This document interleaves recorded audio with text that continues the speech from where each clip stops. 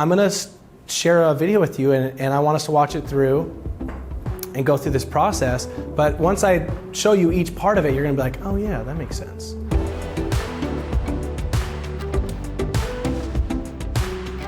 So I wanna use Michelle because Jerry and Michelle are the two chair people at this. So I wanna talk through Michelle's outline. And so when I was working with Michelle, we were gonna do a video for her. The first thing I ask is all about her character, her audience. So those are women entrepreneurs, they're thought leaders focused on building a platform, and they're women empowerment conferences. Those are ideal for her. So now we know who the character is.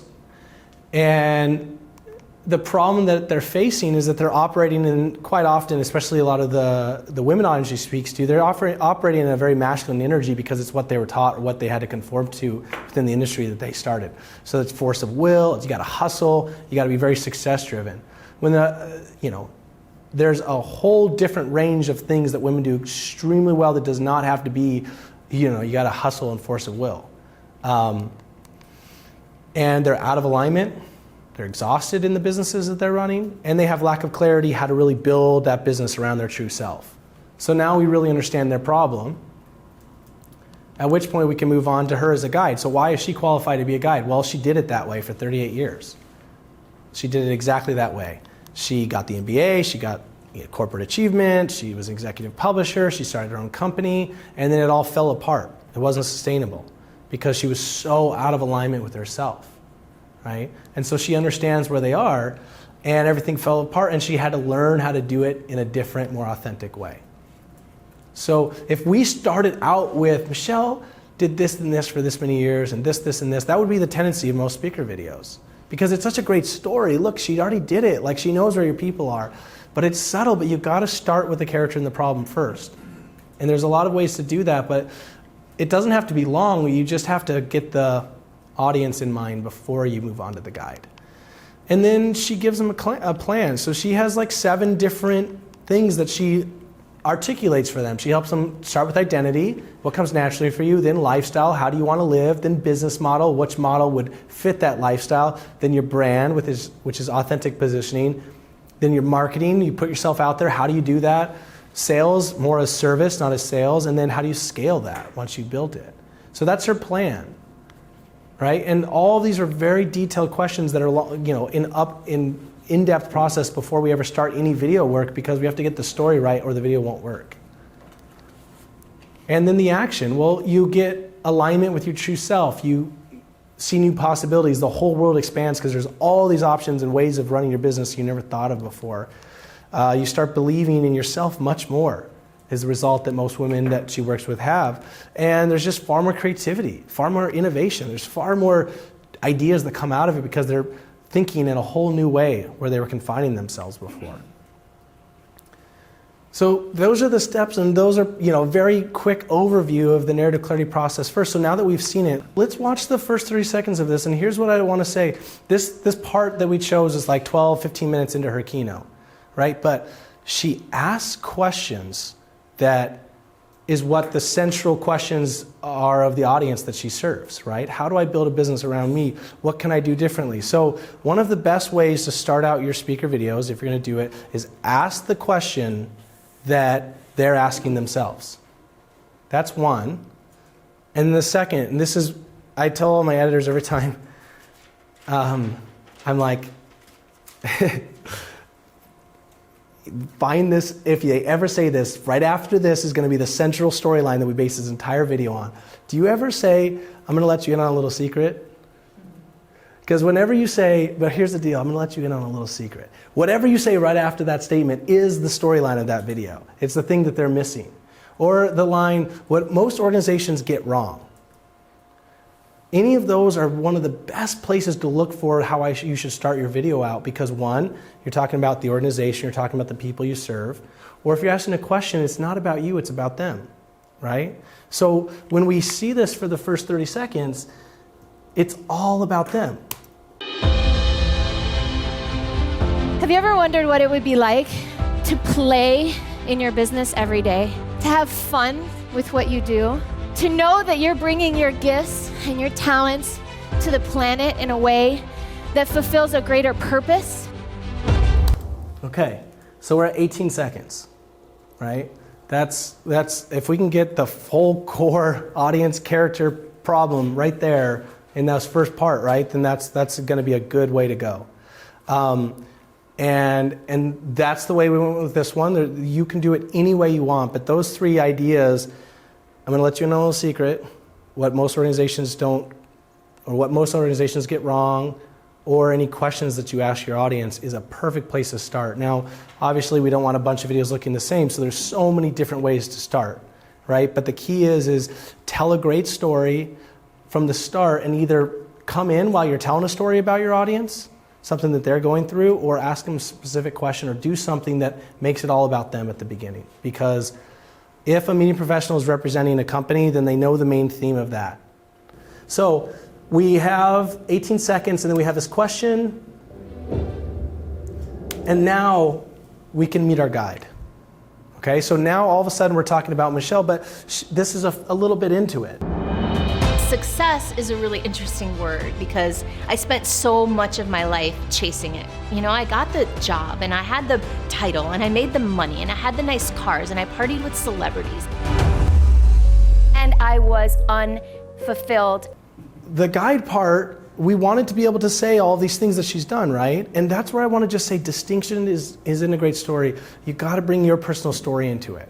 What is your background? What are your experiences? And even if you're like, I haven't done anything like this, I haven't gotten that thing, like, we love meeting people, and there's something beautiful about every single person on the planet.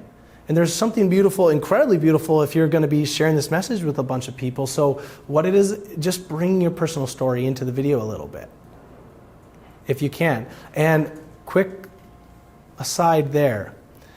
Sometimes you have this really powerful story and you want to tell it from stage, but it's long, right? It's 4 or 5, 10 minutes long. There's a speaker in Colorado named Richard Bryan, and at age 28, he had to take over the business from his father, his family business. It was 6 months from default. It had 300 employees. It was multi-million-dollar, largest Ford dealer in all of England, and it was like about to be on default, and everyone's going to lose their jobs, and everyone's going to lose. I mean, they were going to go bankrupt, and their whole family was going to go down. And he was 28 years old. So when I was early on, I was trying to tell that story succinctly. How do you tell that story? It's such a powerful story.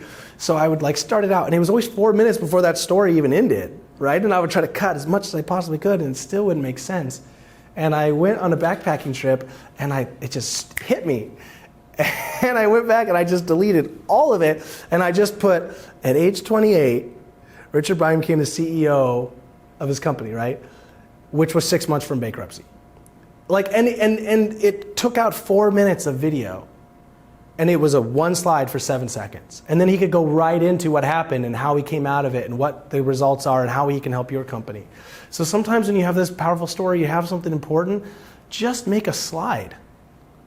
You know, this person did this, and they did that.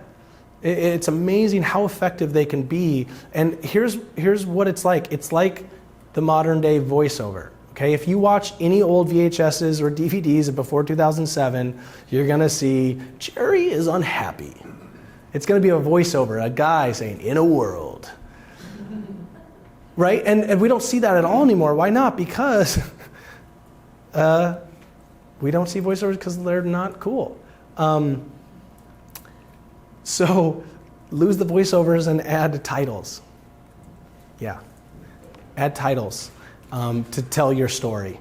And because you're going to be able to keep that music up, you're going to be able to do it with photos, you're going to be able to do it in a lot of cool ways. So now she's going to keep telling her story, and then there's this shift, right, where everything's going well, and then something went wrong, and that's where something went wrong, and we can experience that with her.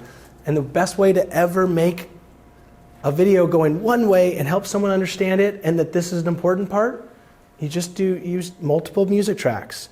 You know, this is subtle, but a lot of you guys, to tell your editor or for yourself, if you edit your own videos, a lot of times you find one music track and you play it under the whole thing.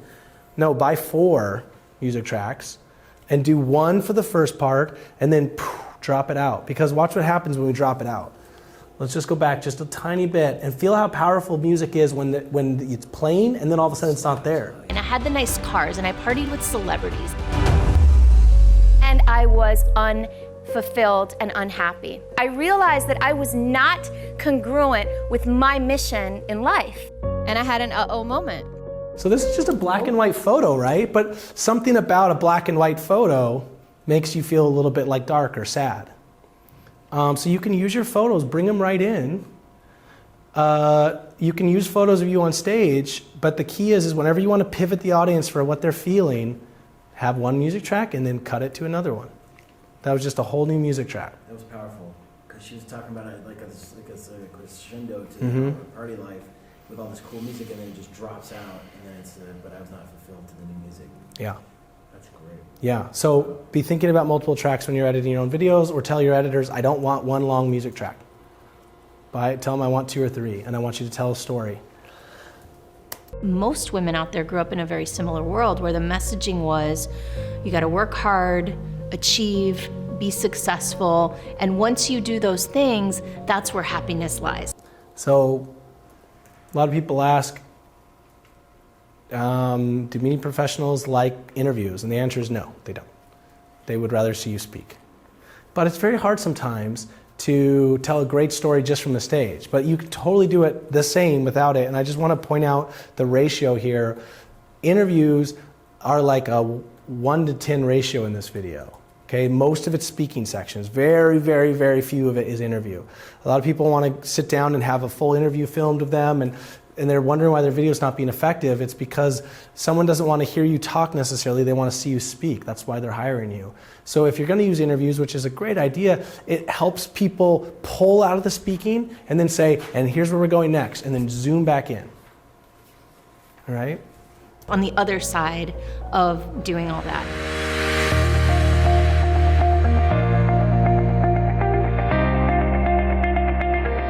So we've had audience, we've had their problem, we have met our guide, and now we know she can help us because she's been there herself. And then from here on out, for the next 30 to 40 seconds, this is all planned, okay? Her saying, okay, I know what you're thinking, you can't do it, right? This is what a guide tells us. You can't do it. It's literally like if we're gonna go to a sensei and we were trying to find a way to break through a board and we can't do it at the beginning. I know where your mind is, you can't do it.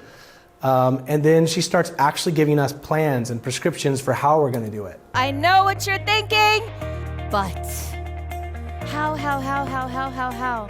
This is the most important thing you're gonna learn all weekend. The women that are the happiest and doing the best are the ones that are the most self-expressed. Instead of starting from a place of this is who I should be, who am I, and how do I build a business around me? An authentic business. We're gonna build a business model around your strengths, your identity, your unique gifts, your magic.